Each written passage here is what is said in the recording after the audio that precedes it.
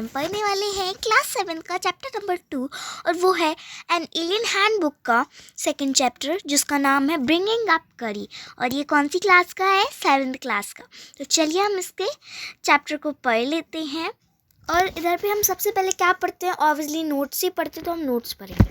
लेकिन नोट्स पढ़ने से पहले आप हमारे चैनल को सब्सक्राइब कर दें और बेल आइकन को भी प्रेस कर दें ताकि आपको हमारे नए वीडियोस की नोटिफिकेशंस मिलती रहें। और तो और हाँ, हमें कमेंट करके ज़रूर बता दीजिएगा कि आपको ये वीडियो कैसा लगा। और हाँ, हमारे चैनल को लाइक भी कर दीजिएगा और बेल आइकन को प्रेस करने के बाद आप ना जो बेल है ना उसको ऑल पे सेट कर दीजिएगा ताकि जो भी नई वीडियोस आती हैं और अगर आपको पता नहीं होता है तो वो हर समय जो भी नई वीडियो आएगी वो आप देख सकते हो।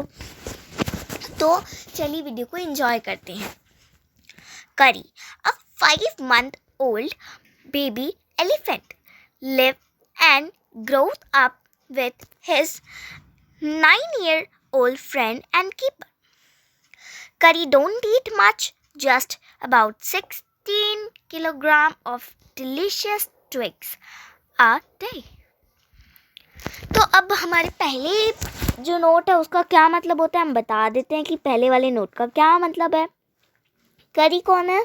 5-year-old एलिफेंट, 5 साल का एलिफेंट है, उसका नाम है क्या? करी। और वो रहता है किसके साथ? उसके एक दोस्त के साथ जो कितने साल का है? जो बड़ा है उससे। और वो कितने साल का है? 9 साल का उसका दोस्त है जो उसका कीपर भी है। अब कीपर मतलब होता है पालने वाला। अब जैसे आपके घर में कोई पेट है तो वो जो आपका रिश्ता उससे क्या हुआ? वो आपका पेट है तो आप उसे पालतू जानवर कहेंगे, और वो आपको कीपर कहेगा। ओके, वैसे तो कह नहीं पाते लेकिन यही कहलाया जाता है। तो करी doesn't eat much, just about 16 kilometre of a delicious twigs a day. अब करी लगभग दिन भर में ज़्यादा खाना नहीं खाता था, सिर्फ 16 किलोमीटर यानी 16 किलोग्राम का लगभग वो खाना खाता था। और वो क्या खाता था? Delicious twigs a day. वो खाता था डिलीशियस, बहुत ही टेस्टी वाले ट्विग्स वो खाता था दिन में। और अब नेक्स्ट है प्लेफुल एंड सेंसिटिव करी save a boy from a droning. Playful and sensitive जो करी था, बहुत क्या था? वो बहुत ही ज़्यादा खेलने का उसका मन था। वो हमेशा खेलने के बारे में सोचता रहता था और वो बहुत ही ज़्यादा सेंसिटिव भी था। और करी saves a boy from droning. और करी ने एक बार एक बच्चे को भी बचाया था जो पानी में डूबने वाला था। तो अब चलिए हम इसका चैप्टर को अच्छे तरीके से रीड कर लेते हैं। अब रीड कर रहे हैं हम, तो आप गौर से सुनिएगा और समझिएगा कि हम क्या आपसे कहना क्या चाह रहे हैं। अब इसमें कहानी किसकी है? करी की कहानी है। तो आपको करी की कहानी अच्छे से सुननी चाहिए ताकि जैसे करी अच्छा था तो आप लोग भी अच्छे बने रहें उसकी तरह। तो अब देखते हैं करी की कहानी क्या है। करी the elephant was 5 months old when he was going to be take care of. Curry the elephant. He was 5 months old when he was going to me to take care of. I was 9-year old. I could reach his back if I stood on tiptoe.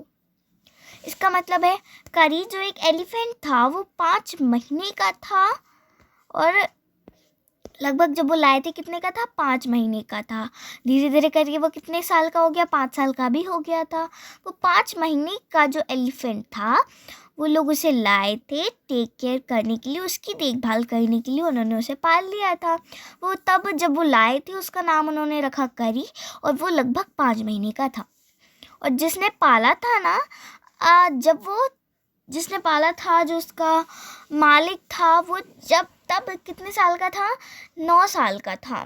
और जब करी अपने टिपटो पे खड़ा होता था तो वो उसकी पीठ पर चढ़ जाता था। तो टिपटो यानी होता है आपकी जो पैरों की उंगलियां होती है ना, उन पे खड़ा होना। तो उन पे खड़ा होता था अगर वो 9 साल का उसका ओनर कीपर, तो वही ओनर जब वो उस टिप्टो पे खड़ा होता था तो करी बैठ जाता था और वो जो उसका कीपर है वो उसके ऊपर बैठ जाता था। ओके, तो अब देखते हैं। तो he seemed to remain that high of near 2 years. He seemed to remain that high of nearby 2 years. We grow together. That is probably I never found out just how tall he was. He lived in a pavilion under the thatched, और मतलब जब वो 2 साल का हुआ था लगभग, तब वो हल्का सा बड़ा होने लग गया था। और तो उन लोगों ने वो बढ़ रहा था, तो उन लोगों ने सोचा कि वो बड़ा हो रहा है और हम उनके लिए बार बार घर टूट जाता था, इसीलिए वो लोग उनके लिए कैसा बनाते थे, पवेलियन में रखते थे। और किसके नीचे रखते थे, वो थैच्ड रूफ के, यानी जो आपने देखा होगा घास फूस का जो उसका रूफ होता था तो वो टूट जाता था, तो जल्दी बन भी जाता था, इसलिए वो लोग उसके लिए ऐसा बनाते थे ताकि जब वो बड़ा हो और वो टूट भी जाए तो वो दूसरा नया बना सके। अब और तो और which rested on thick tree stump so that he could never fall it when Kari bump against to a pole he move about. और उनने उसके ऊपर क्या रखे थे, बहुत ही ज़्यादा जो थिक है, मोटे हैं, क्या रखे थे, ट्री के स्टम्प रखे थे। मतलब नीचे उन्होंने क्या बनाया था, पवेलियन में रहता था और उनने नीचे अच्छे से उसको घास फूस का नीचे बना दिया था। और वहाँ पे उन्होंने क्या किया, एक बहुत ही मोटे पेड़ का स्टंप लिया और चारों तरफ लगा दिया, उसके ऊपर उन्होंने क्या रख दिया, थेस्ट रूफ बना दी। ओके, तो ये बन जाता था उसका घर छोटा सा और वो उसी में रहता था। तो one of the first thing Kari did was save the life of a boy. और जो सबसे पहली बात है कि जो करी था उसने एक बार एक बच्चे की जान बचाई थी। करी did not eat much but he nevertheless need 40 pounds of twigs a day and chew and play with। तो जो करी था वो ज़्यादा नहीं खाता था बट उससे कम भी नहीं खाता था। तो क्या था कि वो करी ज़्यादा भी नहीं खाता था, कम भी नहीं खाता था, तो क्या करता था वो दिन भर में लगभग कितने 40 पाउंड्स तक ट्विग्स खाता था और वो उसे चबा कर खाता था, च्यू करके खाता था और खेलता भी जाता था। जैसे छोटे बच्चे होते हैं कि वो उन्हें खाना एक और खिला दो, फिर भाग भाग के खेलते हैं और फिर बाद में एक और खाते हैं, ऐसे ही करीबी करता था और वो छोटे बच्चों की तरह दौड़ दौड़ कर, भाग कर और फिर बाद में खाना खाता था। तो ये every day I use to take him in a river morning and bath. और मैं हर रोज़ उसे कहाँ ले जाता था, उसे रिवर के पास ले जाता था हर सुबह उसे नहाने के लिए। और he would lie down on the sand bank while he rubbed his clean sand on the river for an hour. तो जो करी था वो क्या करता था, वहाँ पे वो नीचे जो रिवर थी ना, रिवर में कूद जाता था और रिवर के अंदर बहुत देर तक खेलता था। और after that he would lie in a water for a long time. On coming out skin would be shiny like ebony. तो जो फिर वो बहुत देर तक खेलता था तो उसके जो मतलब उसका जो ओनर था वो क्या करता था, उसकी जो पीठ है उसे अच्छे से रगड़ता था ताकि वो साफ़ हो जाए। और फिर उसके बाद जब वो उनका जो करी था वो पानी में चला जाता था तो वो बहुत देर बाद बाहर निकलता था। और जब वो बाहर निकलता था तब वो एक बहुत ही ज़्यादा शाइन कर रहा होता है, उसकी स्किन बहुत ही ज़्यादा चमकती है एक एबोनी की तरह। And he would squirreled his pleasure I rub water down his back. और फिर बाद में जो उसके ऊपर ज़्यादा से ज़्यादा पानी बैठ जाता था तो पानी भी वो उसको नीचे कर देता था। Then I would take him by the ear. और फिर बाद में मैं उसे ले जाता था उसका कान पकड़ के, जब वो अगर मानता नहीं था और अपने घर नहीं जाता था तो मैं उसे कान पकड़ के ले जाता था। तो ये देख रहे हैं दोस्तों, यही उसका जो घर था। नीचे उन लोगों ने क्या किया था, नीचे भी थोड़ी बहुत घास फूस डाल दी थी, उसके ऊपर खाने की उसका डाल दिया था और फिर बाहर 4 जगह उन्होंने क्या लगाया, एक मोटा थिक स्टंप लगाया ट्री का और उसके ऊपर थेस्ट रूफ बना दी। ओके, और फिर बाद में अब देखते हैं आगे क्या है। Then I would take him by the ear, और मैं उसे कान पकड़ के ले जाता था, because that he is easiest way to lead an elephant, क्योंकि ये बहुत ही ज़्यादा आसान तरीका होता है एक हाथी को लीड करने का। मतलब आप किसी को लीड करते हो ना स्कूल में, जैसे आप मॉनिटर होते हो तो क्लास को लीड करते हो, वैसे ही एलिफेंट को भी लीड करता था वो। And leave him on the edge of the jungle while he went into a forest and get illusious twig for his dinner। और फिर बाद में मैं जाता था उसके लिए ट्विग्स तोड़ने था, उसके लिए ट्विग्स तोड़ने, क्योंकि उसे डिनर में ट्विग्स ही पसंद है और वो ट्विग्स ही खाता था।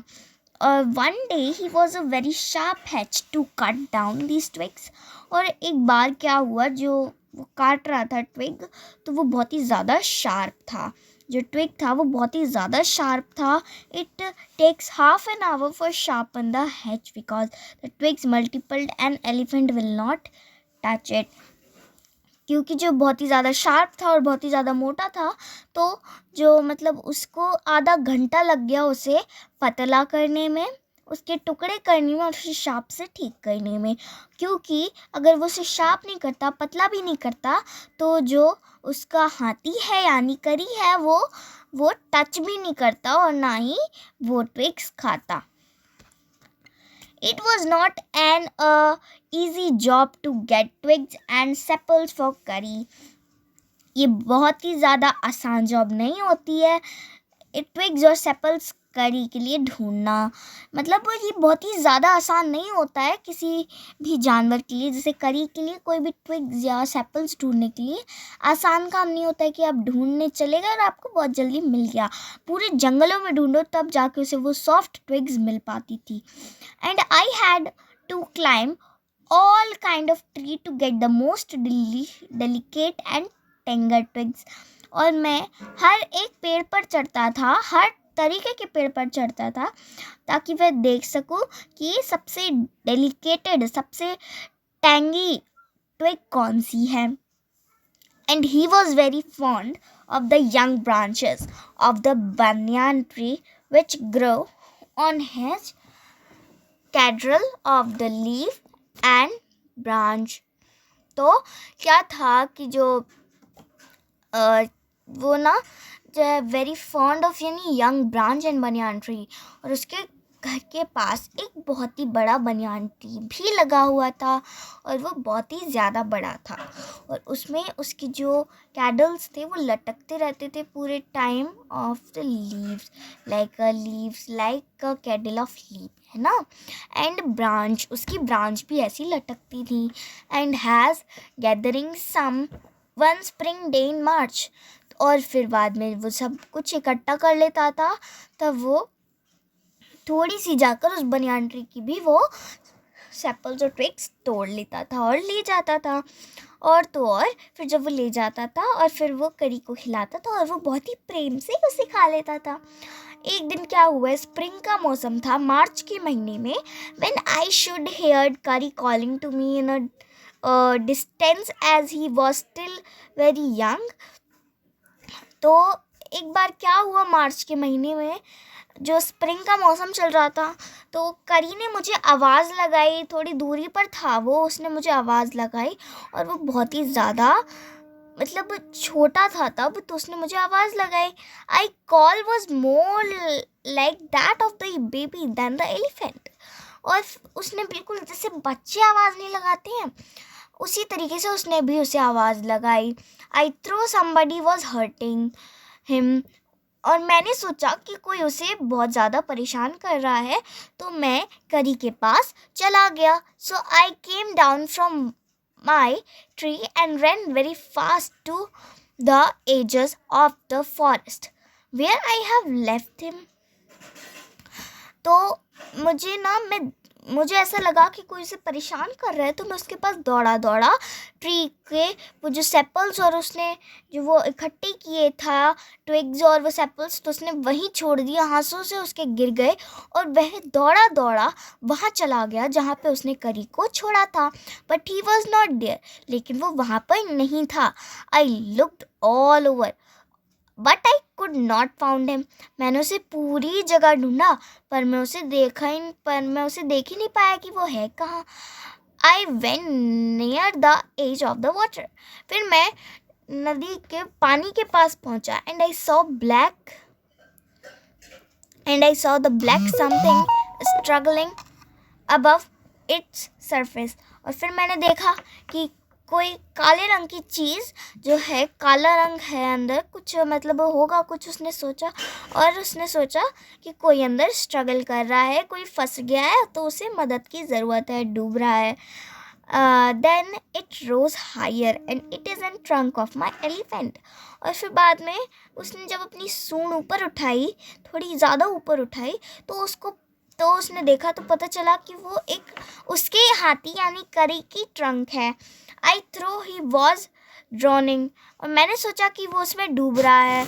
आई was helpless because I could not jump into the water. मैं बहुत ही ज़्यादा हेल्पलेस हो गया था क्योंकि मैं पानी के अंदर नहीं कूद सकता था। And save the 400 pounds of him since he was much higher than I. और ये 400 pound of him since he was much higher than I, और वो मुझसे भी ज़्यादा बड़ा था, तो मैं कूद भी जाता तो मुझसे बचा नहीं पाता। But I saw his back rise above, लेकिन मैंने देखा कि उसका जो पीछे का हिस्सा है वो ऊपर था। The water and the movement scotch my eyes, और जो उसके अंदर का मूवमेंट हो रहा था मैंने अपनी आंखों से देख लिया। He beginning to trumpet and struggle up to a shore, और उसने मतलब ट्रम्पेट की आवाज़ निकाली, जो वो अपनी सूंड से आवाज़ निकालते हैं ट्रंक से, तो उसने वो आवाज़ निकाली एंड उसे लगा कि वो ज़्यादा ही स्ट्रगल कर रहा है और उसने बहुत ही ज़्यादा शोर किया। Then still trumpeting he push me into a water and, और उसने उसके बाद उसने जब वो ट्रम्पेट की आवाज़ कम कर ली तब उसने मुझे पकड़कर भी पानी में खींच लिया। And I fall into the stream, और मैं उस स्ट्रीम में गिर गया। I saw boy laying flat on a bottom of the river, और फिर मैंने देखा कि बीच में एक बॉय है जो फंसा हुआ है रिवर के, नदी के बीच में। He had not altogether touched bottom but somewhat afloat. He not a lot touching bottom but he somewhat afloat. तो मैंने लगभग ऐसा सोचा कि जैसे कोई वहाँ पे डूब रहा है, सिंक हो रहा है उसके अंदर, और उसके कपड़े जो हैं ऊपर तैर रहे हैं।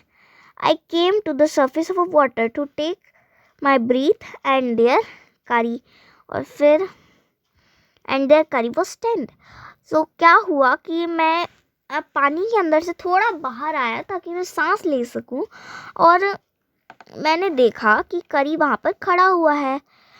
His feet plated in the sand bank of his trunk, और मैंने देखा कि जो करी वहाँ पर खड़ा हुआ है, तो करी क्या करे, उसके जो पैर हैं वो बिल्कुल सैंड बैंक पर हैं। इट मीन्स नदी के बैंक ऑफ रिवर पर है। Trunk struggled out his hand waiting for mine, और फिर बाद में उसका मैंने जो स्ट्राइक्ड on like a hand waiting for mine, but I drive down again and pulled the body of the drowning boy and surface but not beginning a good swimmer। और फिर मैंने देखा कि जो करी है उसका पाँव वहाँ पे बैंक ऑफ सैंड के पास है, और वो वहाँ पे जो बच्चा डूब रहा था, तो मैं गया और करी भी उसकी मदद कर रहा था। फिर मैं भी गया और मैंने उसकी मतलब उससे वो पानी में डूब रहा था, तो करी ने उसकी हेल्प की और मैंने भी उसे पकड़ लिया ताकि वो डूबे नहीं। और तो और एक तरीके से मैं एक अच्छा स्विमर नहीं था। आई could not swim assure and a slow current was already dragging me down. और मैं बहुत ही धीरे धीरे स्विम कर पाता था, इसी कारण से मैं नीचे नीचे जाता जा रहा था। Seeing this draft me is a Curry, who is usually slow, rounding suddenly darted down like a horn out his trunk again. I raised up my hand and caught it. I slept. और मैं जब उसे ऊपर ले गया तो मेरा पाँव फिसल गया एंड मैं पानी में फिर से घुस गया। I found my self going under the water. और मैं पानी में अंदर में मैं खुद को पाया। But this time I found that the water was not very deep, so I sank to the bottom of the river and dug my feet under me and then suddenly kicked the river bed and so shot out through the arrow. फिर मैंने देखा कि मैं जो नदी के बीच में आ गया था और मैंने देखा कि जो रिवर है उसके बीच में था और मैंने देखा कि वो ज़्यादा गहरी नहीं है और मैंने वहाँ पे पाँव रखे और मैं सडनली वहाँ से किक करके उसको बेड की तरह तोड़ के बिल्कुल सामने से एक एरो में आ गया। In spite of the fact that I was holding the drowned boy and my hand. और एक जो बच्चा डूब रहा था उसे मैंने बचा लिया था और करी ने उसमें सबसे ज़्यादा मदद की थी। And my body rose above the water. और मेरा जो शरीर था और मैं भी तैरते तैरते ऊपर आ गया। I felt a lasso around my neck. और मैंने देखा कि जो मेरा लेजो है मेरे गले के पास है। This frighten me. I thought some water animal was going to swallow me. I hear Kari squealing and I know it was his trunk above my neck. और फिर मैंने देखा कि जो मेरे मतलब गले पे पट्टा टाइप का लगा था, तो मुझे आवाज़ आई कि जैसे कोई मेरा करी मुझे स्क्विल कर रहा हो, मुझे बुला रहा हो। और फिर मुझे पता चला कि जो मेरे गले पर जो पट्टा सा बंधा हुआ था वो करी की ट्रंक थी और फिर उसने मुझे बाहर खींच लिया। तो दोस्तों, अगर आपको इसका पार्ट 2 जानना है तो हमारे चैनल को सब्सक्राइब कर दे और बेल आइकन को भी प्रेस कर दे। और हाँ, हमें कमेंट में ज़रूर बता दीजिएगा कि आपको वीडियो कैसा लगा और हमारे चैनल को लाइक भी कर दीजिएगा। तब तक के लिए take care and bye bye.